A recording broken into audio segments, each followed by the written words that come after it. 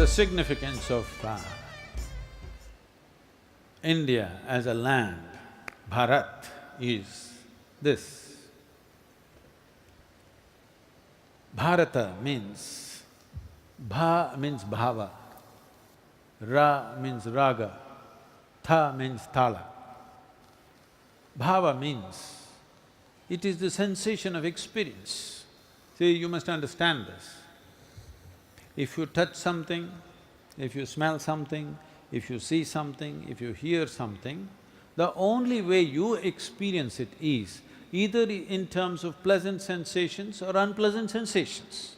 So your whole experience of life are sensations. It may not be sensational, but it is sensations. So this is the bha. And these sensations are not actually dependent upon what is happening around us, but this is dependent upon how we respond to what is around us, or in other words, what the world throws at us. We cannot always decide, but what we make out of it is entirely ours. See, music, for example. If you listen to a certain kind of music that you think is wonderful music, you feel, Somebody else is listening to some other music, let's say heavy metal music. You think it's it'll create a nervous breakdown for you, but somebody else creates ecstasy for them. Same sound, because it's the way you respond from within. So this is bhava, the sensation. And these sensations are stimulated from outside, but essentially caused by you. Raga means it's the tune of life. This you have no role in this is the nature of the existence. The tune is already set. If you had to set the tune, it would drive you crazy. The tune is already set. The only real thing you have to do is, you have to find the thala. If you find the rhythm,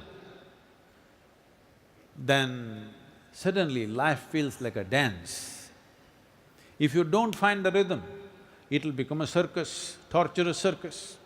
You will see you will see this happening on various levels. Two people got married and they find the rhythm between them, suddenly they seem to be in an ecstatic state. Somebody else got married, they did not find the rhythm, what a torturous circus they're going through on a daily basis. So, your business is just this, to find the thala. This is the fundamental of this nation, that we always focused on finding the thala, not trying to change the raga of life, because you cannot change it. The way existence is made is the way it is. We can create the bhava that we want within ourselves and find the rhythm. Once we find the rhythm, see, people always thought, these days at least they're thinking, if you become spiritual, you may not succeed in your business.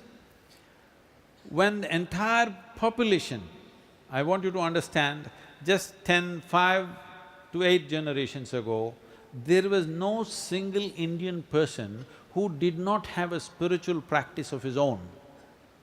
Because at that time, spiritual process was not transmitted necessarily by a guru or an organization.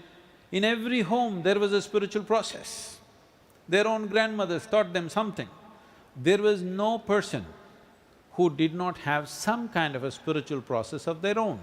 When that was happening, we were the most successful economy on the planet.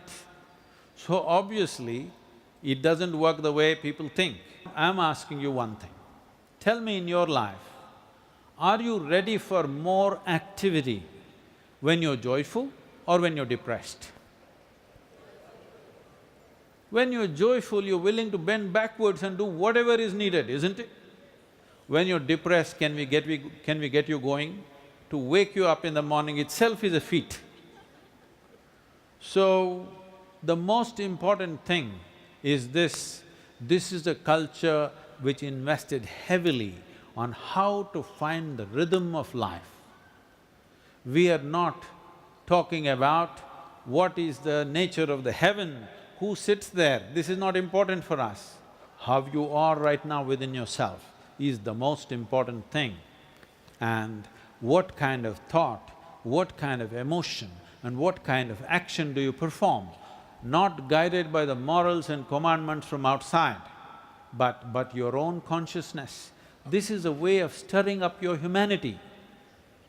This is not about morality, this is a way to make sure your humanity is on every moment of your life, that you are not trying to be good whichever you are, whichever way you are. If you are in a certain state of consciousness, let me make you understand what is consciousness. There is a physicality to you, there is a body to you. And a body inevitably must have a boundary, isn't it? Those of you trying to expand your boundaries, I'm asking you. Anything physical inevitably has a boundary. There is no other way. Physical has boundaries. If you get identified with your physicality, you will set up boundaries. Once you set up boundaries, you become exclusive. When we say consciousness, we are talking about that dimension of your life which is not physical in nature.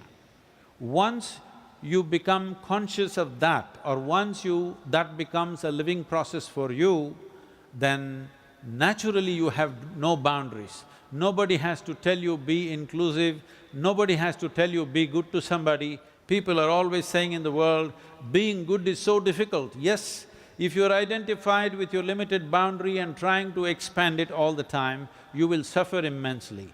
But if you're not identified with your boundaries, if you understand what is physical is just an accumulation of actually the food that you've eaten, if you understand physical is just an accumulation, the real you is somewhere else, if you have an experience of that, a living experience of that, that is when you truly belong to Bharat, because this is the nature of this nation and this is what the world needs. In many ways, people are talking about making India into a global leader.